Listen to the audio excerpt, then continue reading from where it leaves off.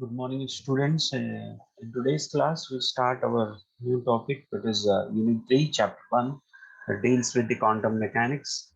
So, what is actually quantum mechanics? So, quantum mechanics is also known as wave mechanics, which deals with the behavior of the microparticles, right? So, when I say quantum mechanics, right? See, the quantum mechanics actually deals with the microscopic behavior of the microparticles, right? So, the study of behavior of microparticles, right? This is very, very important aspect, right? We are actually studying the behavior of the elementary particles, right? Behavior of the elementary particles, or we just say that is called micro particles. Now, this thing is very, very important to start the concept of quantum mechanics, right? Microparticles.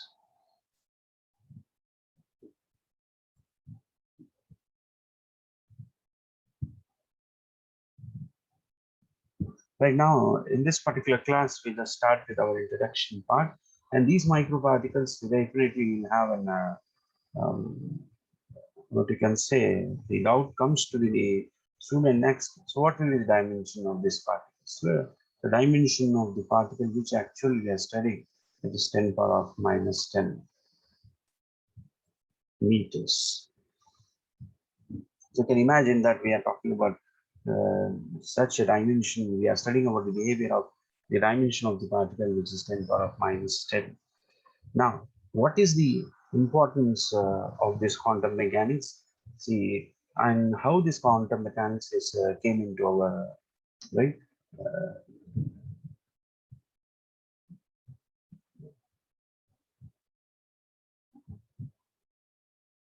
We want to know where actually what happened to the discovery of the quantum mechanics. What is the reason that quantum mechanics have been discovered, right? So now, for that reason, right, so we need to understand what we have studied in the previous classes. So classically, whatever we have studied, right, in the previous intermediate and lower classes, we studied about classical mechanics. And these classical mechanics doesn't explain us about the theories that are dealing with the spectral distribution of energy, which is radiated from the black body, photoelectric effect, Compton effect, and the atomic spectra. So now you already had the information, right? What is actually photoelectric effect? So the emission of the electron by the metals when they are illuminated by the radiations like X-rays and uh, and the electrons will be emitted, and such electrons which are emitted are known as photoelectron. So we just say that is called photoelectric effect, wherein what we are doing is that the metals is illuminated by X-ray and the electrons are emitted. Now, in the same way, when we just studied about the quantum effect also, so when X-rays are scattered by the electrons, it is found that the incident X-ray does not have the same wavelength as the scattered wave. So why we are studying about this? So this particular phenomena has not been explained as by classical mechanics, right? So now, in order to deal with this drawback, so there was an existence of the quantum mechanics. So the concept of quantum mechanics was explained by de Broglie, for which he got the Nobel Prize. Also, now de Broglie, you already had the information that you studied about de Broglie hypothesis. So we'll just go in that particular aspect also. Now we just first of all, what we can say that we just studied about, we are trying to know what is actually the meaning of matter wave, right? So now we just consider the light. First of all, we are just considering the light. We already know that interference, diffraction, polarization are explained on the basis of the wave theory of light. See, the light is both is behaving as particle and also it is behaving as the wave. So how you can know that it is behaving as a particle? So you can just consider the basic theories of photoelectric effect, Compton effect, which tells us that the light is behaving as a particle nature. In the same way, the interference, the diffraction, and polarization phenomena says us that the light is behaving as the wave, right? So it seems that light behaves as wave in certain situations and particles in other situations, right? So in the same way, what we are doing here is that so de Broglie. That is the reason that de Broglie we are going to move to the further. So the de Broglie suggested that the idea of the matter waves. So the de Broglie is a scientist for this suggestion, right? He got the Nobel Prize, right? Not only that, he proved it, right, by some uh, verifications also. So de Broglie, right? De Broglie hypothesis. So what this de Broglie hypothesis says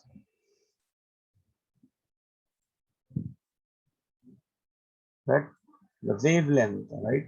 So when the light is behaving as a wave, right? Or we can say lambda is equal to h by p. This particular concept was given by the de Broglie. So the electron, so just consider that this, if we talk about electron, in the case of light, light is behaving as a wave nature in some situation, a particle nature. Now here, uh, so these particular particles which are exhibited dual property are said to be matter waves. Now let us we just moving forward to understand in the same manner how the electron is also a particle which is behaving sometimes as a particle nature, and also it is behaving as a wave nature, and that wave nature of the particle has been already proved to you by means of the recent German experiment in the intermediate. So the matter wave suggested that electron is normally considered as a particle, and also they are exhibited by wave-like properties. Hence the formulation of the equation, we say that lambda is equal to h by p. Now this was the what you can say analogy which is given by de Broglie.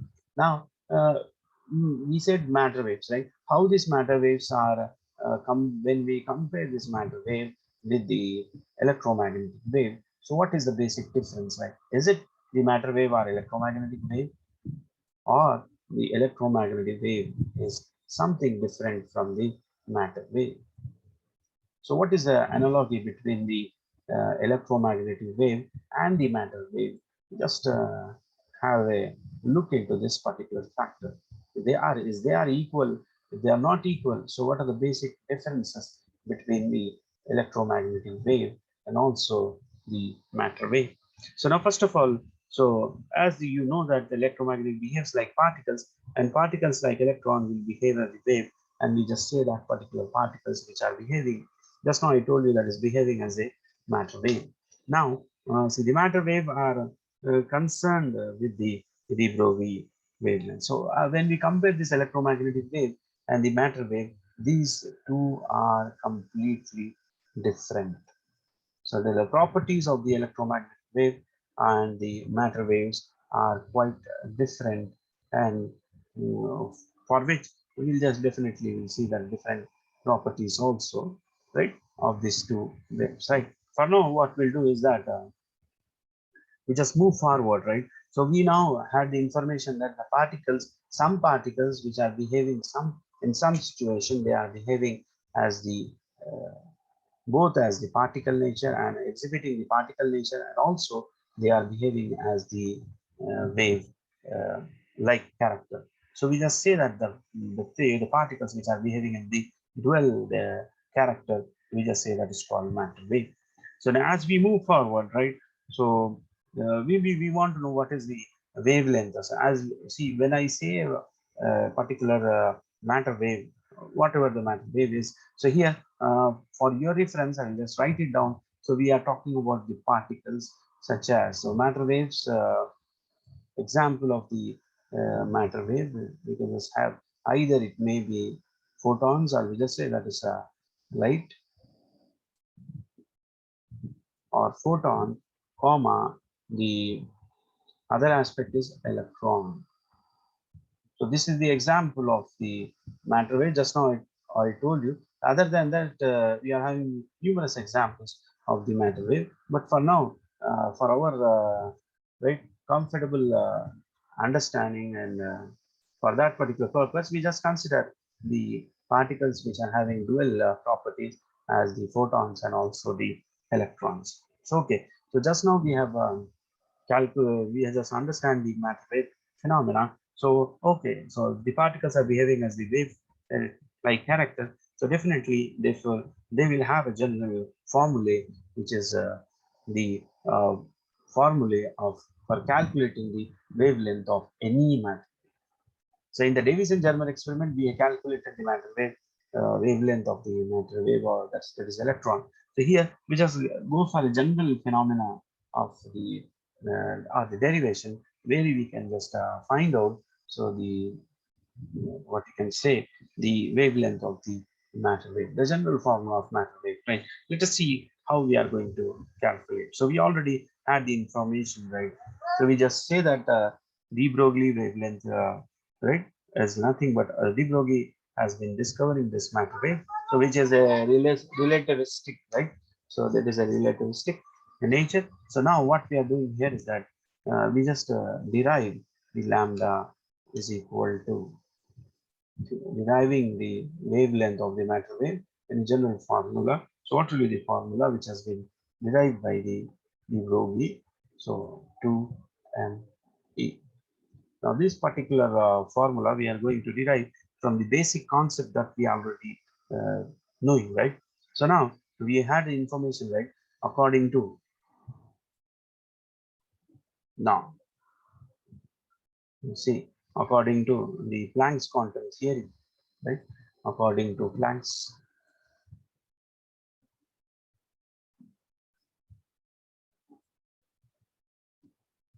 So according to Planck's theory of radiation, what the Planck says that E is equal to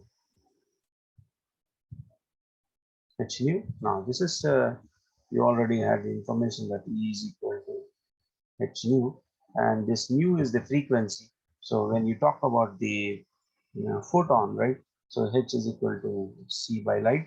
So nu is nothing but frequency. So I can write this h nu as hc by lambda, right? Now let us consider this is equation number one.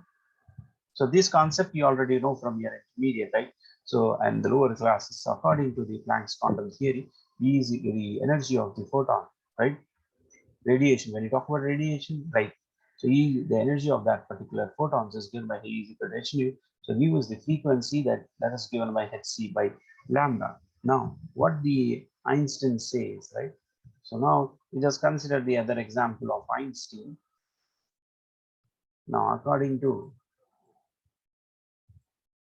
right? Einstein. So what he says, Einstein.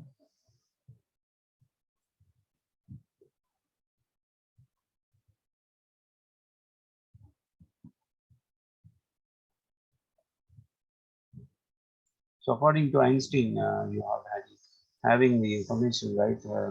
So Einstein say that E is equal to mc square now. So this particular aspect can be known very clearly. So according to Einstein, uh, lambda is equal to h by, sorry, E is equal to mc square, right? Now we can write that E is nothing but which is equal to mc square. Now you can just see the equation number one also. So in the equation number one, we are having that E is equal to hc by lambda, and this is equation number two. E is equal to mc square is equation number two. Now E is equal to hc by lambda, that is hc by lambda is equation number one. Now, this is equation number one. Now, what we are doing here is that this equation E is equal to mc square is equation number two. So, when you just see equation one and two, so very clearly you can understand that the left hand side is E is equal to hc by lambda. So, we just equate hc by lambda is equal to hc by lambda is equal to mc square. Then we can just write by comparing the equation 1 and 2, we can just write that ehc by lambda is equal to mc square. Now, when then we just cc get cancelled, right? So lambda is equal to what you can write h by mc. So the c and this c get cancelled, right? Like you know, so lambda will be equal to hc h by mc, and this h by mc can also be written as h by p. So lambda is equal to h by mc, and which is equal to h by p. Now, since p is the momentum h by p, so here you can see that p is the momentum, then we can just write it down. Lambda is equal to h by mv. So this can also be written as h by mv. Now, we also had the information that de Broglie wavelength of the particle, relativistic particle, since p is equal to mv. So now the relativistic particle of de Broglie says that E is the kinetic energy of the particle, material particle. If E is the, so according to de Broglie wavelength of a particle, uh, so what we'll do is that, uh, okay, now what we are doing here is that, uh,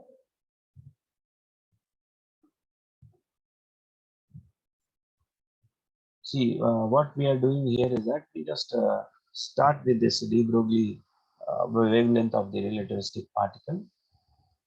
Now, see, de Broglie wavelength of the particle is given by uh, the relativistic method of the de Broglie wavelength, or de Broglie wavelength of a particle, de Broglie wavelength of a particle, and that particle is a relativistic particle. We are talking about the de Broglie wavelength of a particle, and there are two. So that by considering this relativistic mass of the particle, we just write that if E is the kinetic energy of the material particle, so if E is the, like E is the materialistic particle, then the kinetic energy of the particle is given by E is equal to half mv square. So half E is equal to half mv square, right? So now when you multiply this m and divide m to this half mv square, so you get half m square v square by m. Half by mv square, E is equal to half mv square. Then what we are doing is that we are multiplying m and dividing m to this same one. So what will get? Half m square v square by m. We are multiplying m to the above equation, and we are dividing it by m also. So we will get half mv, half m square v square by, yeah, right. Now this is what actually, and dividing and multiplying and dividing the m, right? So the value doesn't change. So we got half m square v square by m. So what we'll obtain is that, which is equal to, you already know p is equal to mv. So p square is equal to m square v square, right? So p square is equal to, so what will get? P square by 2m. So what we got, that we got the value of the energy of the material particle, kinetic energy of the material particle is there, is found to be half p square by 2m, right? So this particular aspect we calculated. So so we want to know what is actually p is, right? So p is equal to, p square is equal to 2me. So p is equal to under root 2me.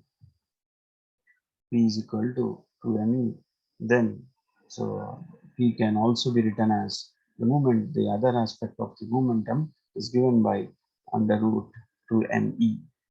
So hence the de Broglie wavelength, that is lambda, see, that is lambda is equal to h by p. So since we are having the information that lambda is equal to h by p, lambda is equal to h by p, and we got the value of p is 2m, root of 2m. Lambda is equal to, so wavelength, de Broglie wavelength is given by, right? Lambda is equal to h by p. So we just calculated what is actually the value of P. So instead of P, we can just substitute H by under root 2m. Now this is the wavelength of the matter wave. So I think that you got information, right? Exact information side, what actually we are calculating here. So as you move on to the next slide. So now, as you see that this is the way how the matter wave has been discovered. Uh, so now what we are doing is that we need to understand in quantum mechanics certain important postulates of the quantum mechanics. So when we start about the quantum mechanics, we need to understand some important characteristic of the what you can say the postulates of the quantum mechanics, and we just see this postulates, a basic postulate of the quantum mechanics. So now the basics, once we had the information that the discovery of the quantum wave, the discovery of the matter wave. So now we had a clear concept of quantum mechanics. What is the classical mechanics and what are the drawbacks which has been we are facing in the classical mechanics, and the need of uh, going to the quantum mechanics, and what the quantum mechanics says, the existence of the matter waves. So we just take an example of the matter waves and we just calculated the wavelength of the matter wave. Now that is called de Broglie wavelength of the matter wave. Lambda is equal to h by under root 2m. Just now we calculated. So now, as you see that the quantum physicists are interested in all kinds of physical systems, right? So either if we talk about photons, conduction electrons, and these particular photons, conduction electrons are important in metals and semiconductors, and also there are different elements, etc. Now, the state of this system are represented by a type of function with a scalar. We say that state functions, right? Now, this is the first postulate of the quantum mechanics. What the first postulate of quantum mechanics say, that in order to understand quantum mechanics in brief, we need to first of all, what we want to understand. So every physical state of the system is described by quantum mechanics by a state function, right?